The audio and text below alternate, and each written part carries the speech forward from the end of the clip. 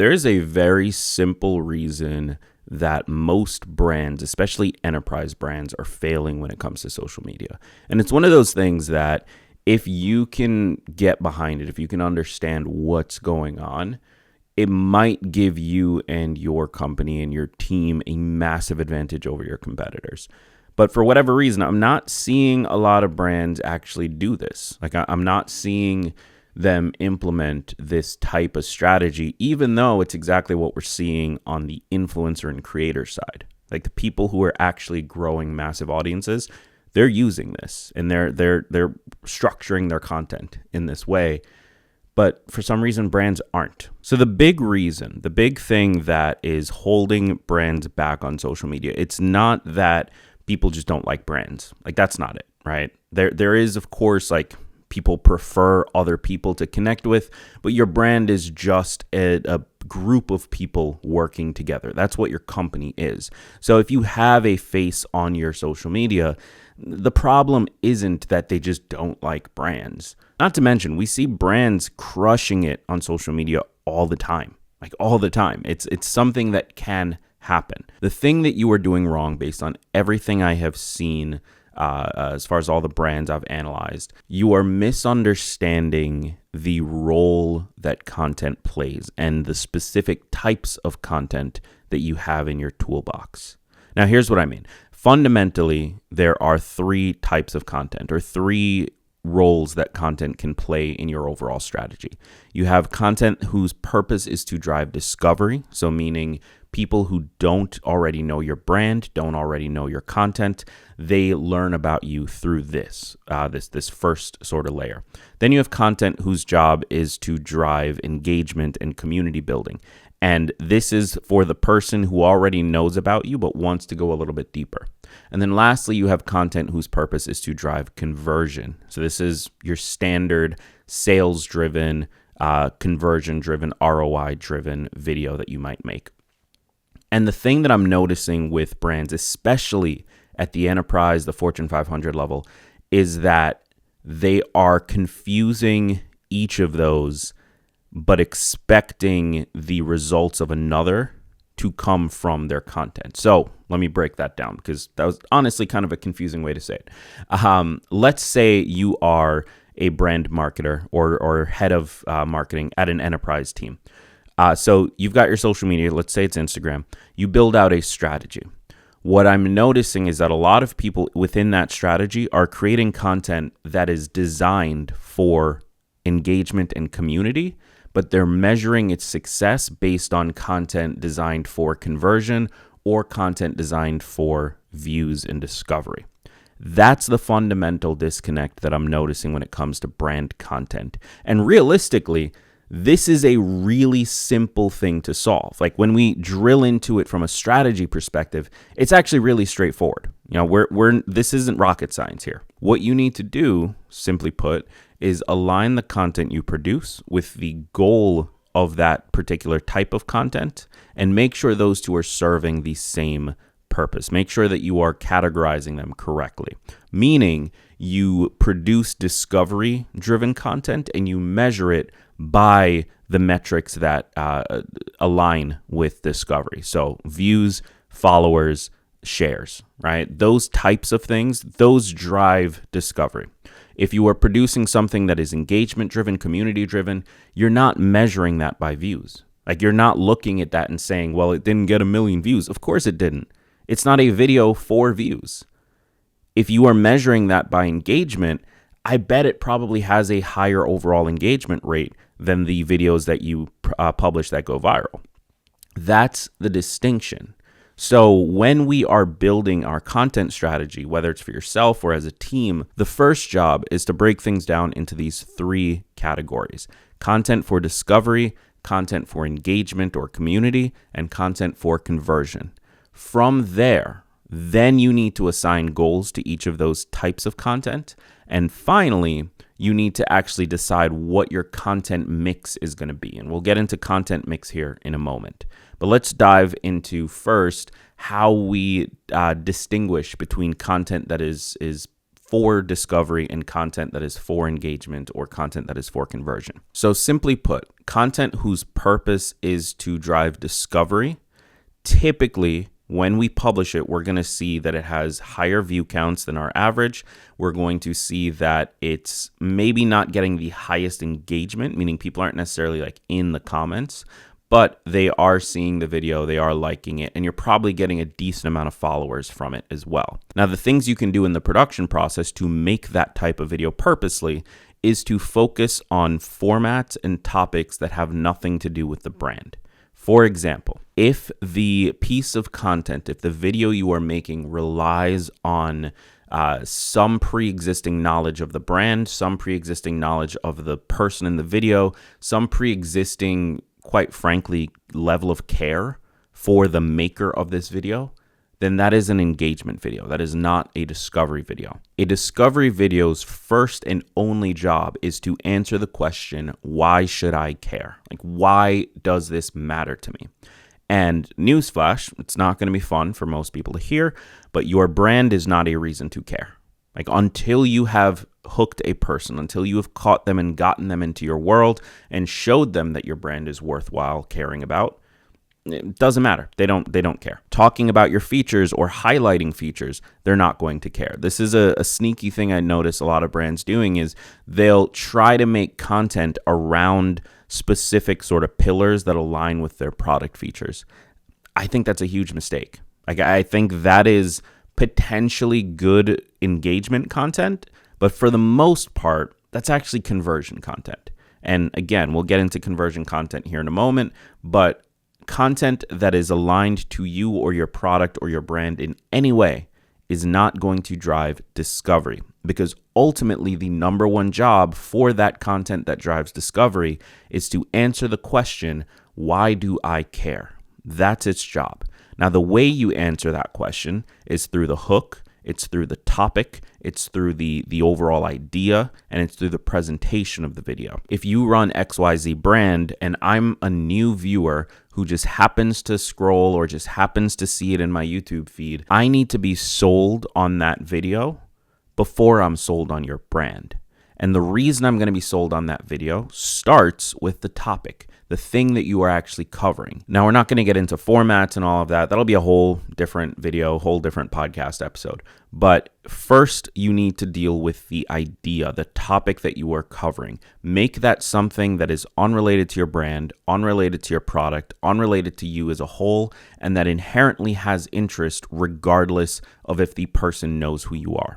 So some ways that people typically do this on the creator influencer side is by leaning into trending topics. So if they're a tech creator, they see that Apple just released a new product, they're making videos talking about that new product. Even before the launch, pre-launch, we saw this with the Apple Vision Pro. There were a ton of tech creators that were making videos speculating about the Apple Vision Pro before it went live.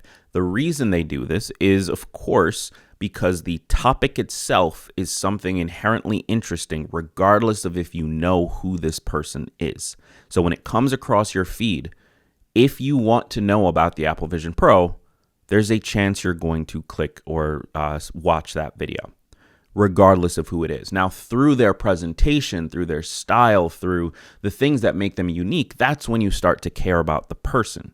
But up until that point, discovery content's job is to get you to care about the video overall. Like it just needs to get you to watch or to click or whatever it is. And again, that starts with a topic that is compelling enough regardless of who it's coming from. Now, from there, we need to look at the hook itself. So the hook is the first 5 to 30 seconds, depending on the platform. If it's long form video, you typically have about 30 seconds to hook them. If it's a short form video, you've got like 5 to 8 seconds, potentially even shorter for short form. But the hook's job is to convince me that this is something I want to know about. So if you're on long form, you're creating YouTube videos, the title and the thumbnail make a promise to the viewer. Then the hook's job is to assure the viewer that you are going to address the promise that was made in the title and the thumbnail. Those three things together allow the viewer to say, okay, I'll stick around. If you're on short form, the hook has a lot more work to do because it both needs to convince you that this is worth sticking around for, just as it does in long form, but it also needs to explain what the topic is in that hook. And so this is where we get into layering things, and we'll do a whole episode on how to hook properly, the different types of hooks, so on and so forth. But this is where we get into layering hooks with our audio hooks, meaning what we say, what the person hears, with our visual hooks, what's actually on screen, what's happening in the actual first 5 to 8 seconds, and lastly with our secondary hooks. And secondary hooks are optional. They do work incredibly well. Typically, we see this structured as a person doing something else. So if they're talking about one topic, they are packing a suitcase or washing dishes or doing something else other than the thing that they're talking about. And this additional activity serves as an additional hook to keep people engaged and watching. So when we're looking at discovery content, that's its primary job, is to drive discovery from people who don't already know you. And the way you do that is by structuring and choosing video topics that have the potential to be interesting, even if you as a brand mean nothing to the viewer. The second type of content that we mentioned at the top is community-driven content. And community content is interesting because this is where you can lean into the fact that people have signed on to your world, signed on to the brand, signed on with interest to the things that you have to offer them. When you are creating community-driven content, the goal is to play with the inside jokes. The goal is to do things that don't necessarily hook in the same way, but allow people to go deeper. And what you're typically going to see is lower view counts on this type of content, but potentially higher engagement, higher levels of conversations, of shares, of likes. All of those things will typically be a little bit higher on engagement and community content. So the way that you produce this type of content purposely is by choosing topics that don't necessarily rely on your brand, but have more to do with your brand, where you as a brand become an important aspect of it. So for example, you might introduce your product into a video series that just has people using the product, right? And maybe they're using it and reacting, or you're still doing something to make interesting content, but the product becomes a little bit more of the focus. Now, the average viewer is not going to care about that if they don't already know and like your product. But they're not your target for this. Your target for this are the people who have bought in, are the people who are interested, are the people who want to learn more and go deeper. And so you still make something interesting, you still make something entertaining, you still structure it as a show, as a piece of content that they would choose to watch over their favorite show on Netflix.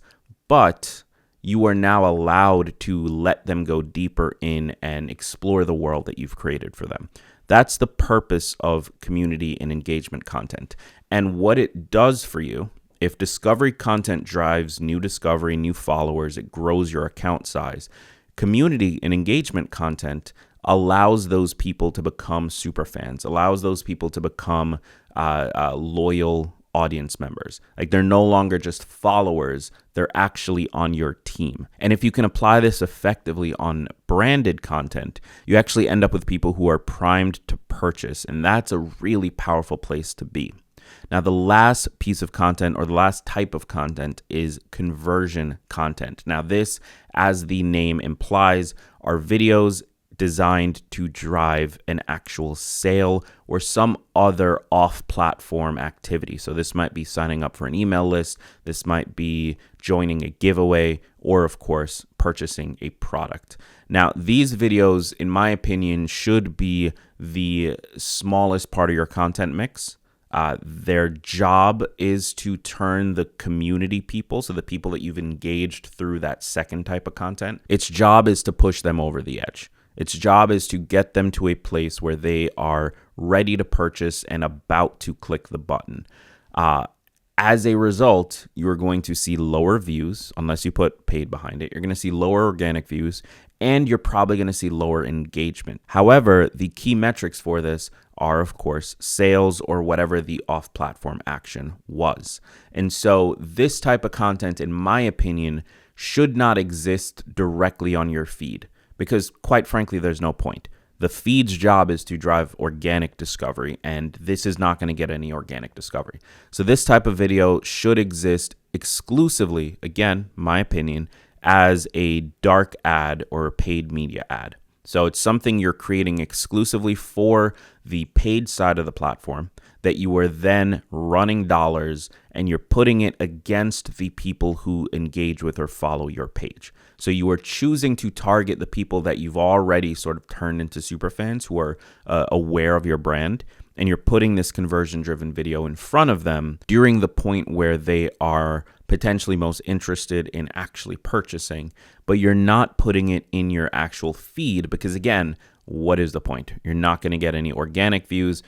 No one's going to click into it by choice. Like, we are all very, very ad averse. And so your job needs to be to get permission to show them an ad, a topic I will talk about in more depth in a different video. So now that you understand a little bit more how the three types of content work, what their jobs are, how they work together, the idea is that you take your current content strategy that likely, based on what I've seen with branded accounts, likely has a lot of community or conversion-driven content on your page, but are being measured by the metrics of discovery content. The goal is to sort of remap all of that, right? Take this framework. You've got your discovery content, your community content, your engagement content. Take this framework and build a content strategy around it.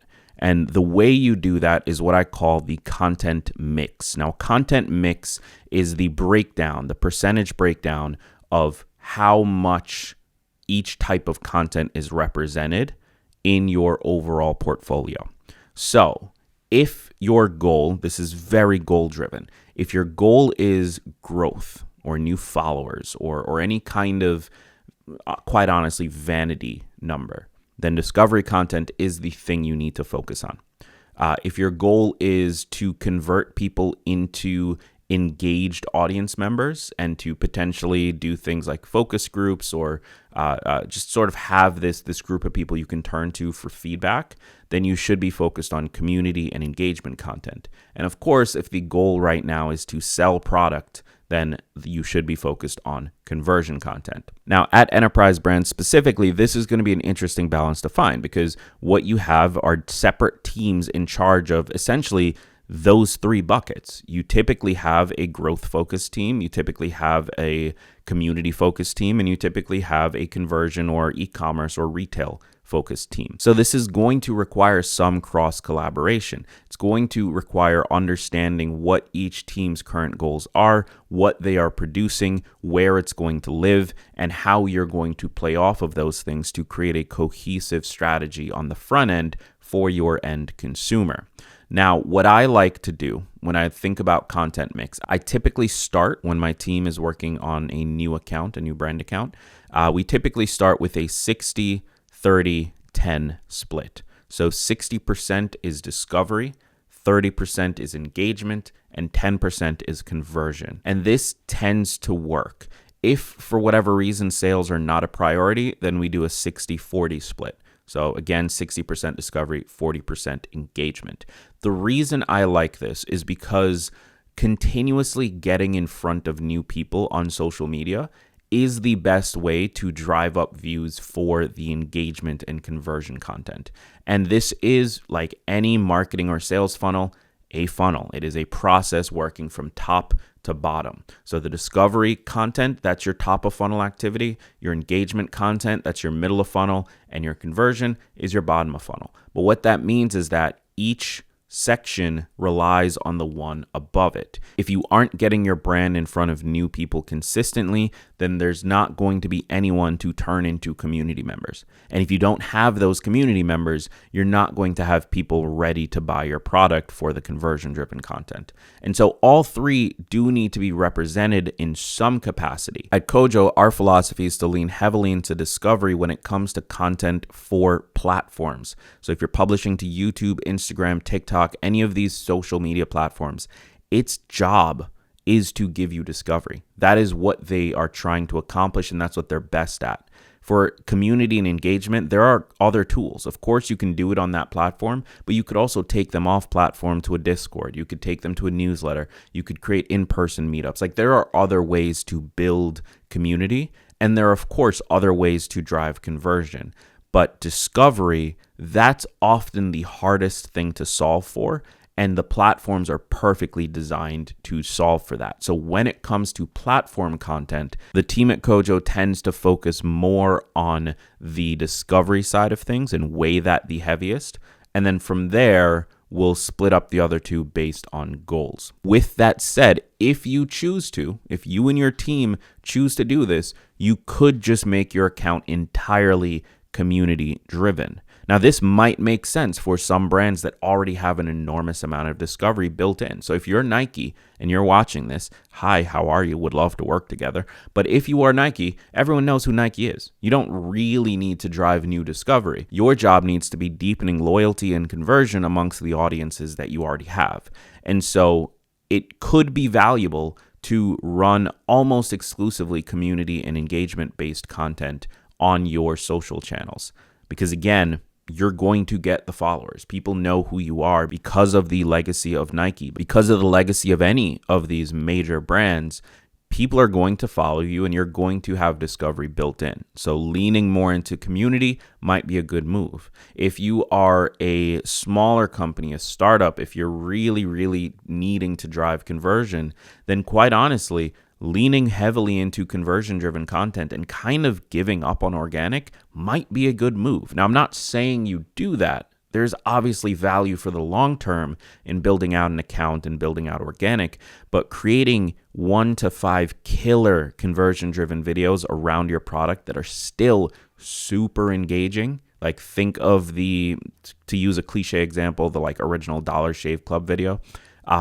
If you can create a killer conversion-driven video and pump a ton of paid media into it, that could build your business from scratch. Like that can work. So these platforms, if you have the right strategy for your content, they can be massively valuable. It's just, as I said at the top of this, people tend to misunderstand how content actually works on the platforms, what roles each of those pieces of content have, and how to measure them. And now, after listening to me for 20 plus minutes, you have the tools to better understand how this content works and how you and your team can apply it to your content strategy.